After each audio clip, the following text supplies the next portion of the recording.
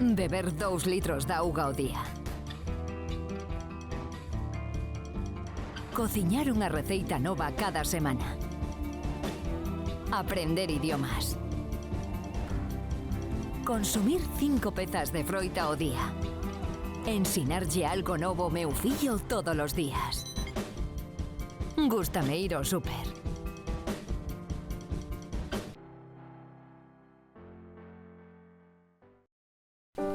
Chámome Kiko Arcas e son fotógrafo de natureza.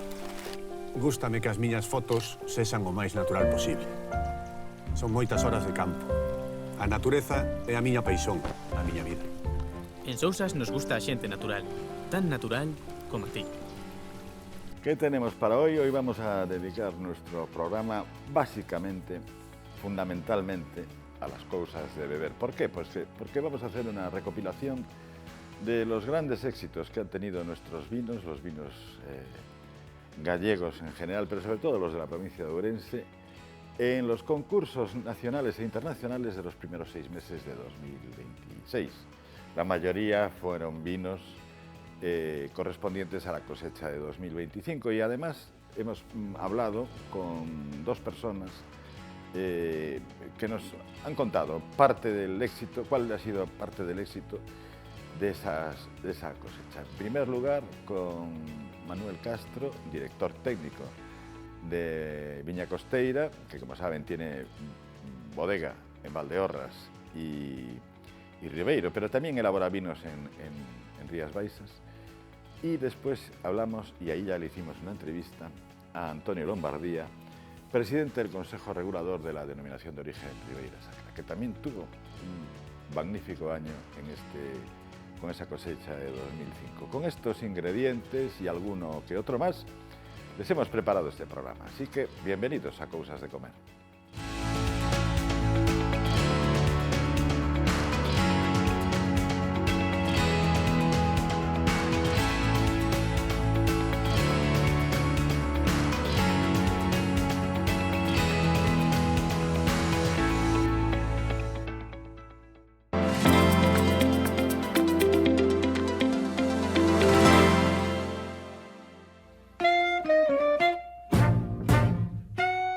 Cerrado ya el circuito de los grandes concursos del primer semestre del año, los resultados no podían ser mejores para las bodegas ourensanas.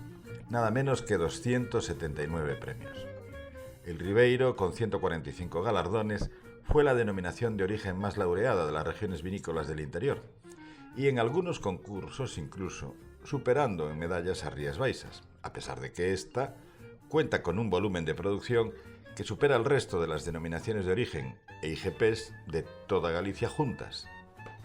Fue además un año en el que triunfó la diversidad varietal y diversidad en la forma de elaborar, así como en el volumen o el tamaño de las bodegas, desde las grandes y grupos bodegueros a bodegas artesanas y de colleiteiro, pero tanto en el Ribeiro como en Ribeira Sacra, Valdeorras o Monterrey.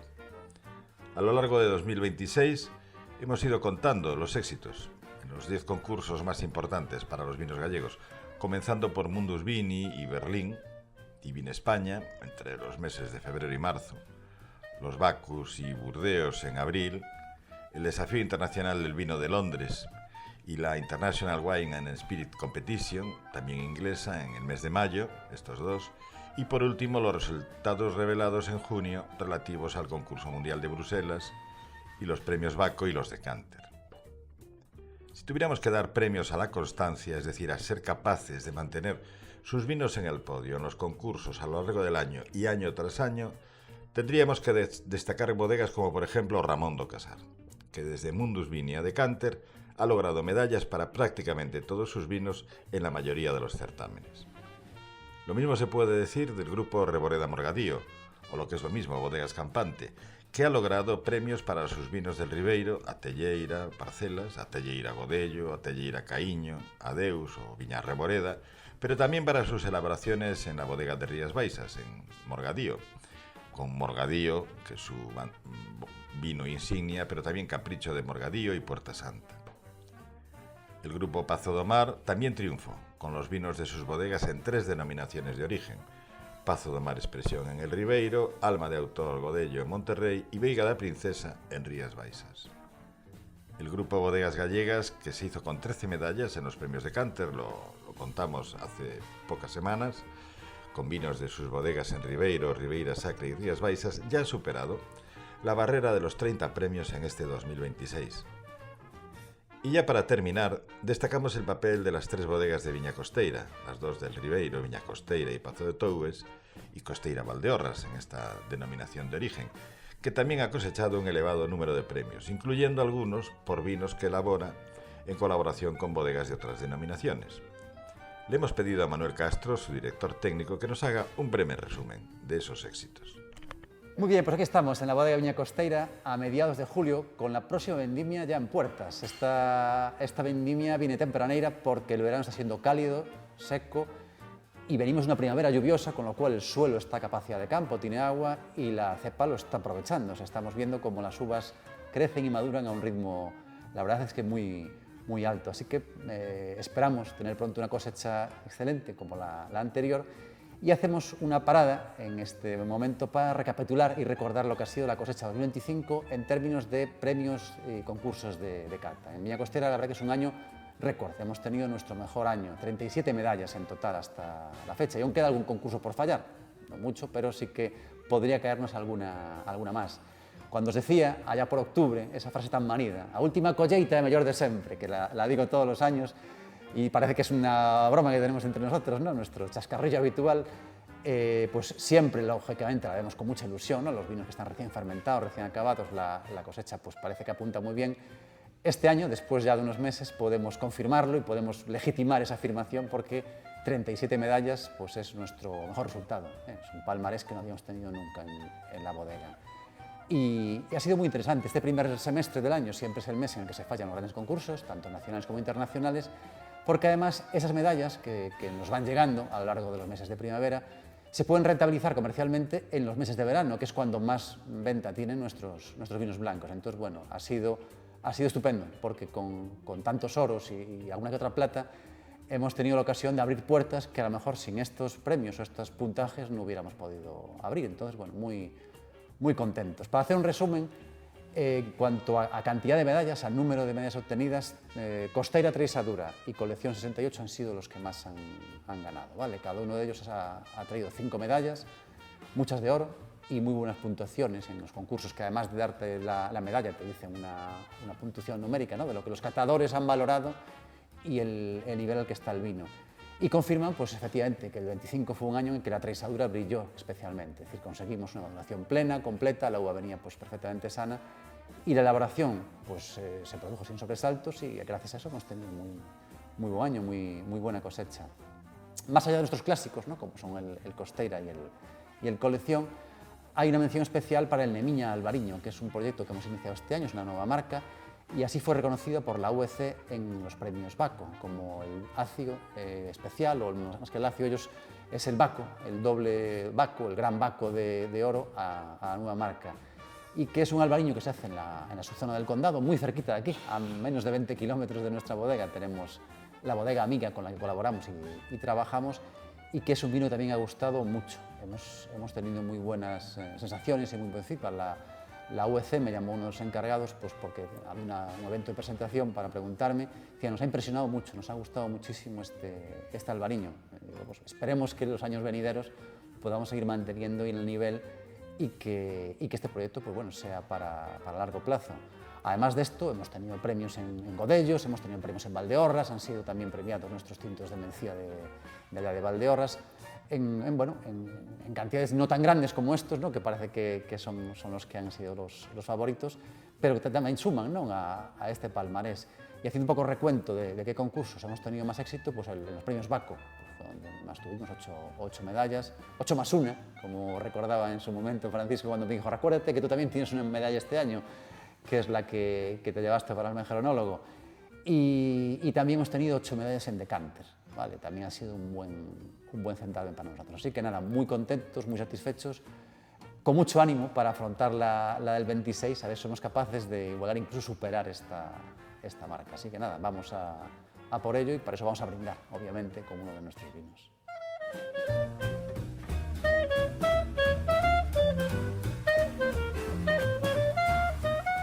Bien, y estando como estamos a mediados de julio, queda muy poquito, ya está ahí, la fiesta del Día de Galicia, nuestro Santiago, el 25 de julio, Costeira saca un año más su edición especial del Día de Galicia, con un pulpo que se entrevé entre los cuadraditos del Costeira, esas parcelitas que son las fincas y los viñedos de nuestros socios. Se deja ver un animal mitológico gallego como es el pulpo, y desde luego pues estamos muy vinculados al territorio. Evidentemente el vino es un producto que tiene un enlace clarísimo con el lugar que proceden. En nuestro caso, bueno, hacemos referencia a Galicia porque estamos presentes en el Ribeiro, estamos presentes en Valdeorras, también en Rías Baixas, y en nuestra botella más icónica, que es la botella de Costeira, pues todos los años queremos hacer alguna referencia. Cuando es el entroido, pues a la ourensanía de nuestra fiesta del carnaval.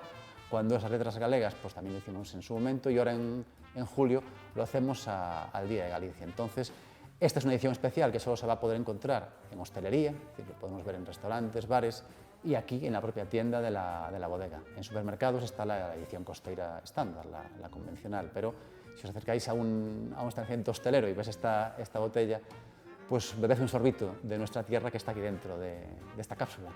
Así que nada, os deseo a todos feliz Día de Galicia.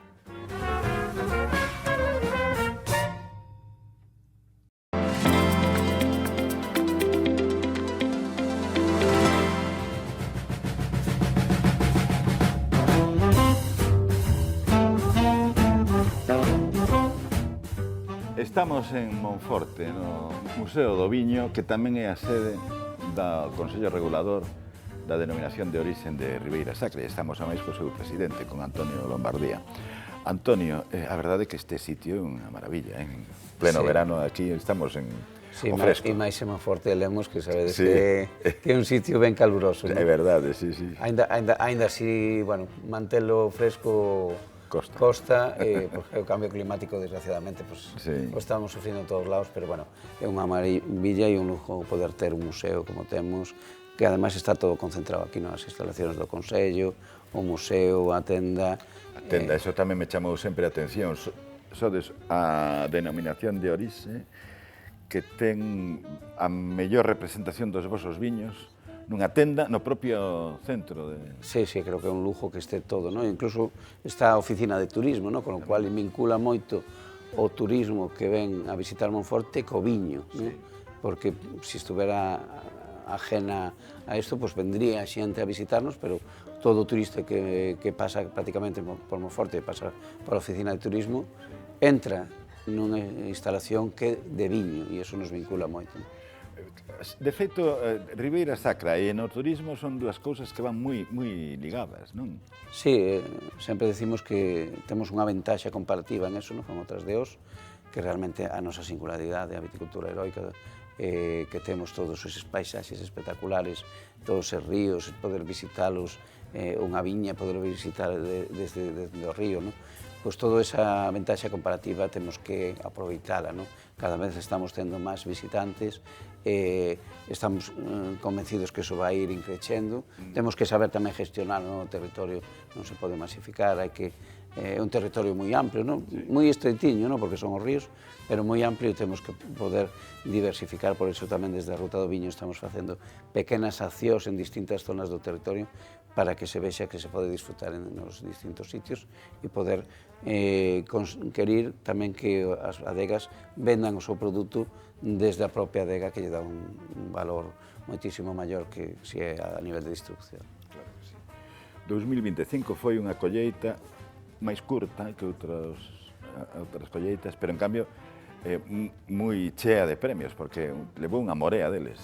Sí, nos o que estamos vendo é que foi unha colleita, quizá tamén porque iso ben vinculado, tamén o quisimos vincular a nivel de baixando rendimientos, non? Estamos buscando precisamente esa excelencia, non? E a veces pasa de maneira natural, non? Como pasou no ano 25, non? Por outros motivos tamén, non só por a naturaleza, pero foi unha colleita moi corta, e a verdad que nos está dando uns viños super aromáticos, super frescos, non? Parecidos quizá a viños que se facían antes, non? O cambio climático cambiou moito o perfil dos viños na Ribeira Sacra, non? Son máis alcohólicos, lóxicamente, a ver máis temperatura, pero foi unha colleita que é increíble a aromática que é, e de feito tuvemos os premios a semana pasada, e os catadores nos decían a singularidade dos viños deste añada, non? Que temos que facer? Pois intentalo que a través da normativa tamén consigamos eso, non? Pois baixamos 2000 kilos por hectárea o rendimiento buscando que os nosos viños sean singulares e que sean excelentes e podamos preservar tamén ese complicado traballo que é a viticultura heroica. É a peza clave, ademais, porque é o emblema, digamos, da denominación de origen, malia que tamén hai a outra viticultura, non? Porque hai zonas que non son tan heroicas, pero esa é un pouco a sinal de identidade, non? Sí, de feito, tamén estamos metidos en un proxecto que é un proxecto de limitación da ADO, porque estábamos vendo esa tendencia, digamos, a escapar un pouco desa viticultura heroica, a facer, intentar ir máis aos llanos e tal. E non só o que estamos facendo é delimitar para preservar. Usted, se quere plantar viñedo, busque os sitios antigos, os sitios onde estaba a viña, recuperemos esos bancais que en algún momento quedaron abandonados ou que estamos en un proceso de abandono, lóxicamente, non? Tamén en este momento, intentar paralo o máximo posible e poder que esta viticultura non se perda, non? É moi complicado porque é moi cara, non? E despois non hai relevo xeracional. Eso era o que te iba a preguntar, a cousa está complicada, Está complicada, estamos traballando, pensamos que a única maneira, nos temos que asumir que os viticultores, temos ahora cerca de 1700, non van a estar aí, non vai haber 1700 viticultores na Ribeira Sacra, é imposible, non hai personal, é moi caro, entón estamos intentando traballar a nivel tecnolóxico, non?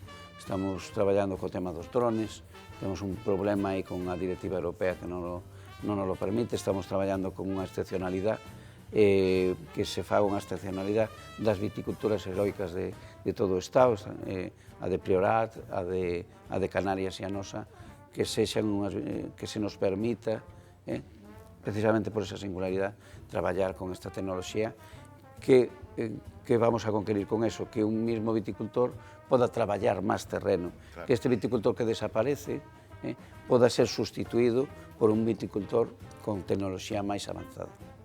Sí, é a única maneira. Es que outra non é imposible, se conseguíamos facer viños de 1000 euros, pues seguramente que teríamos 1700 viticultores, calquera diría, oye, pues vou traballar porque me van a pagar a uva a 50 euros, pero non.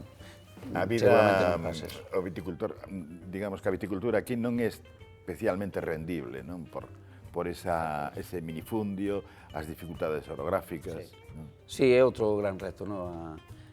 A base de todo é a rentabilidade do viñedo, máis incluso que a rentabilidade da propia bodega. A bodega ten que ser rentable, pois senón pecharía, lóxicamente. Pero se a bodega non ten viticultores, non hai bodega. Eso é a base, eso é o suelo, non? Entonces, é un empeño de intentar conquerir eso. Usted ten unha explotación, pero ten que ser rendible. Os precios que se paga a uva agora non é rendible. Por que? Entón, por que existe, non? Pois existe porque hai unha mão de obra que é o xubilao, non? Que ten ese complemento, non? Que non lle bota as horas, que non... Isto é todo beneficio, porque é o meu traballo, pero eso a futuro non ten sentido, non? Eso se vai acabar. Entón, nós temos que pensar en un ADO do futuro, non un ADO presente, porque, senón, pues, chegaríamos a un precipicio e nos caeríamos por él. Entonces, o traballo fundamental é a rentabilidade económica das explotacións vitícolas. E iso pasa por conquerir tamén que se pague mellor a uva. E como se pode pagar mellor a uva? Lóxicamente, con viños que vayan a gamas un pouco máis altas que ese viticultor, que sea adegueiro, lle poda pagar a ese viticultor máis, porque ese viño vai se vender máis caro e non lle vai a costar tanto podelas pagar. Se vamos a viños xóvenes, viños, digamos, de chateo, que nos hemos dedicado toda a vida, eso é prácticamente inviable. Hai outro factor, porque, de feito, que sería da paisaxe se non houbera viñedo? Quero dicir, tamén hai un aspecto turístico que debería tamén pagar un canon, non? Para que o viñedo siga, o sea, que de alguna maneira contribuir a que ese viñedo seguise en pé, non? Sí, bueno, o do canon, non? Que está moi en boga ahora, non? De vas a unha ciudad e eso sí, xa te veñen ca tasa, non? E que xa o temos todos asimilado, non? Que vas a pagar esa tasa. Pero, bueno, nos, en contraposición con esa, a Xunta de Galicia nos dá, desde fai segundo ano que nos dá, unha axuda para manter eses bancais. Non?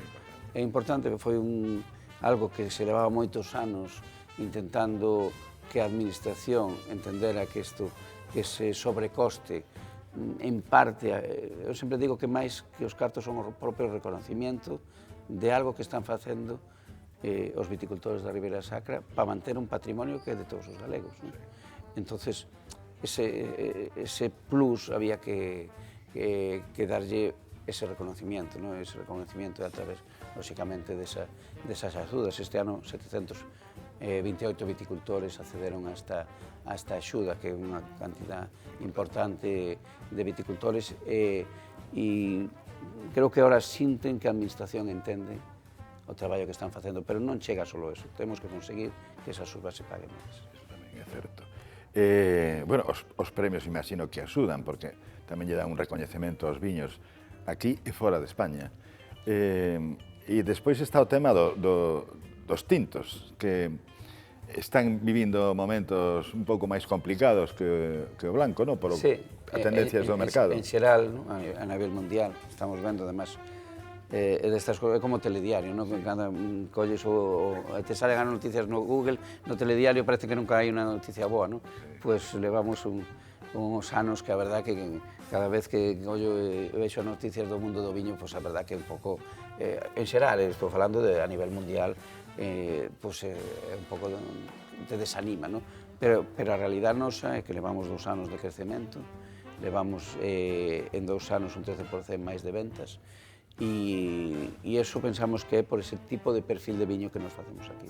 Facemos viños con menos estrutura, non abusamos nunca da madeira, e este perfil de consumidor novo que vai consumir menos, pero vai pagar máis por o que consume, o está aceptando moi ben, non? Entón, creo que temos que seguir en esta línea de traballando. Eu, que levo moitos anos, xa teño escoitado de todo, pero o que se escoitaba antes era vamos intentar ser outros. Sí.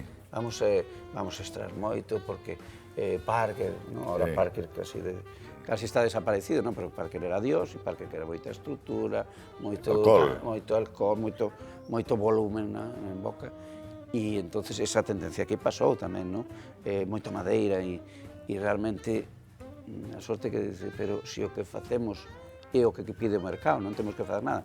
E máis, hai outras deos, estes novos viños que falan para adaptarse á tendencia, cando os probo digo, pero se están intentando facer un Ribeira Sacra, están quitando estrutura, están quitando madeira, están indo a viños máis lixeiros, e digo, se isto non son eles, que son os top, están intentando facer o que nos facemos de maneira natural. Pois ese é o camiño. E ademais tamén, a presencia de blanco tamén vai aumentando, non? Sí, a xente tamén está descubrindo os blancos da Ribeira Sacra. A verdade é que facemos uns blancos espectaculares. A media en viños blancos, non todas as adegas o teñen, pero as que fan viño blanco é increíble a calidad media que hai aquí. Se facemos desto fai unha década, nadie facía prácticamente viños blancos, pois había 4, non? E se decías eso era un anatema, non? O ano pasado pasamos de 1 millón de kilos de uvas blancas, non? Pasamos máis xa do 20% de uvas blancas. En unha DO de viños tintos que vai ser sempre de viños tintos. E é por un motivo moi sencillo, é por a propia orografía, non? As zonas de viticultura aeróbica non se adaptan. As variedades blancas necesitan suelo, necesitan auga, necesitan para manterse outras cosas que non necesitan as variedades blancas. Se queiman se hai moita insolación, pero claro, nós temos zonas que sí son propensas a ela, como por exemplo o Val de Quiroga, algunha zona de Chantada ou de Pantón, zonas frescas con terra, e esas zonas se están pouco a pouco reconvertindo e nos favorece moito, porque as zonas de blanco se están poñendo de blanco e as zonas de tinto están quedando para tinto, con o cual a presión, digamos, de oferta de uva tinta está disminuindo ou desaparecer, digamos, esa oferta de certas zonas que teñen o seu mercado, que a uva blanca aquí se compra e se vende toda por ahora sin ningún problema. Entón, claro, lle estamos quitando tamén presión o mercado da uva tinta nos está quedando nas zonas que queremos que quede, non? Nesas zonas de viticultura heroica, que aí é onde a cepa facemos sufrir un poquinho máis para que nos dé o mellor. Claro. Como ven a colleita que sempre é un misterio, ainda que falten solo mes e pico, non? Para que comece a vendima, ou 2 meses. Eu diría que un mes é pouco. Nos calculamos que entre o 15 e o 20 de agosto estamos xa... Vai ser moi tempraneira, non? A máis tempraneira posiblemente da historia. A máis tempraneira que foi o ano pasado 22 e eu creo que antes do... Non creo que cheguemos ao 20 este ano co ritmo que leva de maduración a uva. O decimos, tocamos madeira, porque os que temos unha edad xa isto xa o contamos moitas veces e de repente pasou algo. Pero, bueno, realmente é unha colleita longa que está madurando quizá un pouco aceleradamente e iso, ao final, organolépticamente tamén é un problema, non? Pero, bueno, é un problema co que temos que lidiar, non? Todos os que estudiamos desto, o ciclo da vid necesita o seu tempo para chegar á maduración organoléptica. Isto realmente, claro, se se acelera o ritmo, non chega a ese punto concreto, non? E iso é un problema, pero un problema que os enólogos teñen que lidiar con ele. Eles saben facelo. Sí, bueno, hoxe en día cada día hai máis, sobre todo máis tecnoloxía, porque a xente dice máis química, bueno, cada vez temos menos química. Agora é todo máis física, non? A tecnoloxía... Máis física, exacto, sí, a maquinaria que hai hoxe en día nas adegas é increíble. E dicen, non, é que é todo máis químico. Mira, nas viñas cada vez hai menos química, porque nos quitan casi todo. E os enólogos cada vez intentan que a uva dé o que ten que dar, de maneira natural. E iso se consigue solo con física. Pois moitísimas gracias, Antonio, e que teñamos unha colleita tan boa en premios como a de 2025. Sí, sí. E mellor, ademais, en cantidade. En cantidade e en calidade. Queremos, moitas gracias. Moitas gracias.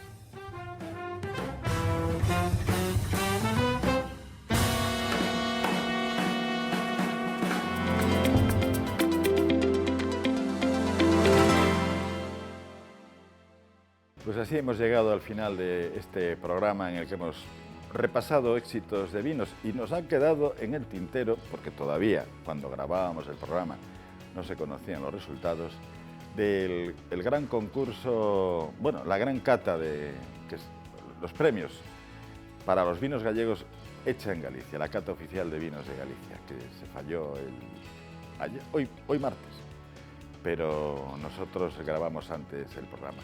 Y de ella hablaremos la semana que viene, de ello y de otras muchas cosas más. Gracias por estar con nosotros.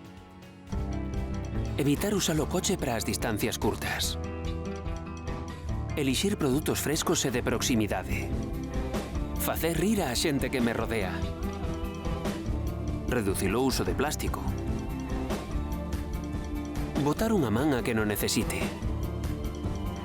Aprender algo novo da miña filla todos os días. Gústame ir ao súper.